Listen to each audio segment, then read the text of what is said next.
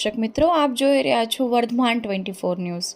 વર્ધમાન 24 ન્યૂઝને સબસ્ક્રાઇબ કરો, લાઇક અને શેર કરો.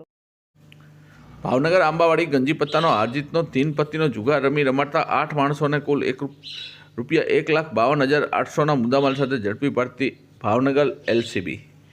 ભાવનગર એલસીબીના પોલીસ કોન્સ્ટેબલ એજાજ ખાન પઠાણને અગાઉ બાતમી મળેલ કે મનોજ પરસોત્તમભાઈ ગુપ્તા રહેવાસી plot number 1041 Shiv park Virbhadra અખાડાની સામે આંબાવાડી ભાવનગરવાળા તેના કબજા ભોગવટવાળા રહેણાંકના મકાનમાં બહારથી માણસો બોલાવી ગંજીપત્તાના પાના વડે પૈસાની હારજીતનો 3 પત્તીનો જુગાર રમી રમાડતો પોતાના આર્થિક લાભ સારું નાળ ઉઘરાવી અખાડો જુગાર રમવા આવેલ માણસોને સવલતો પૂરી પાડી જુગારનો અખાડો ચલાવે છે.